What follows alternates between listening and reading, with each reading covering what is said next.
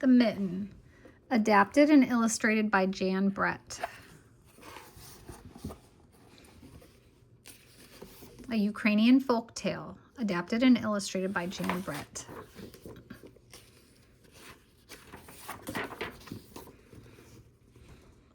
This book has really nice drawings. Once there was a boy named Nicky who wanted his new mittens made from wool as white as snow.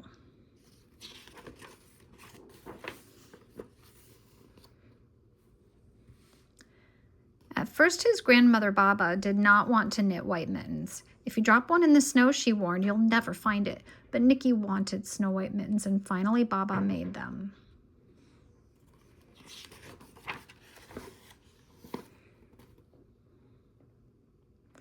After she finished, she said, "When you come home, first I will look to see if you are safe and sound, but then I will look to see if you still have your snow white mittens." So off Nicky went. And it wasn't long until one of his new mittens dropped in the snow and was left behind.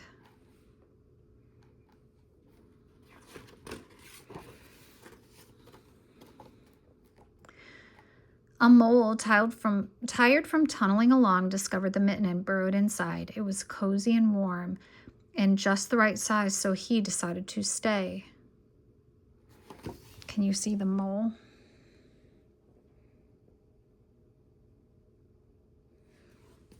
Now you can see the bunny is coming next.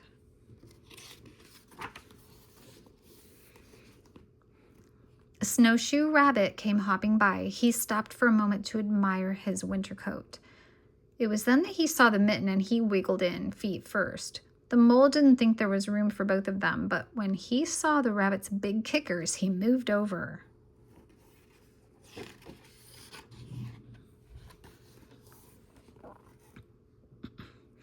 You can see over here, Nicky is still looking for his mitten. Next, a hedgehog came snuffling along. Having spent the day looking under wet leaves for things to eat, he decided to move into the mitten and warm himself.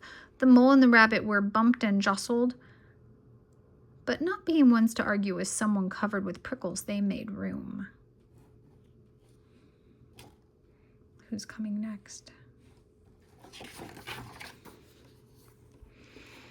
As soon as the hedgehog disappeared into the mitten, a big owl, attracted by the commotion, swooped down. When he decided to move in also, the mole, the rabbit, and the hedgehog grumbled, but when they saw the owl's glinty talons, they quickly let him in.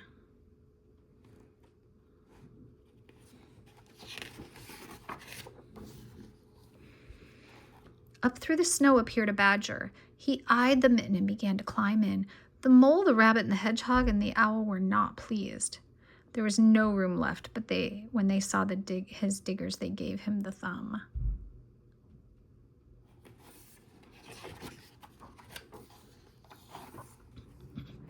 It started snowing, but the animals were snug in the mitten. A waft of warm steam rose in the air, and a fox trotting by stopped to investigate. Just the sight of the cozy mitten made him feel drowsy, but the fox poked his muzzle in. When the mole, the rabbit, the hedgehog, the owl, and the badger saw his shiny teeth, they gave the fox lots of room.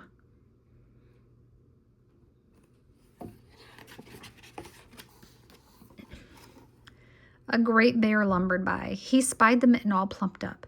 Not being one to be left out in the cold, he began to nose his way in. The animals were packed in as tightly as could be, but what animal could argue with the bear? The mitten swelled and stretched. It was pulled and bulged to many times its size, but Baba's good knitting held fast. Along came a meadow mouse, no bigger than an acorn. She wriggled into one space left and made herself comfortable on top of the bear's great nose.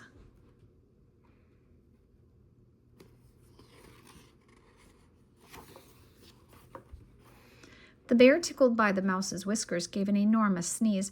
Ah, ah, ah, chew! The force of the sneeze shot the mitten up into the sky and scattered the animals in all directions. On his way home, Nicky saw a white shape in the distance. It was the lost Mitten silhouetted against the blue sky.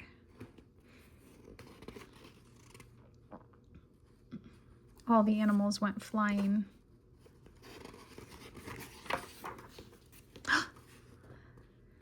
As he ran to catch his snow-white mitten, he saw Baba's face in the window. First, she looked to see if he was safe and sound, and then she saw that he still had his new mittens.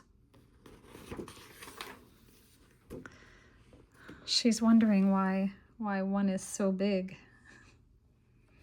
The end.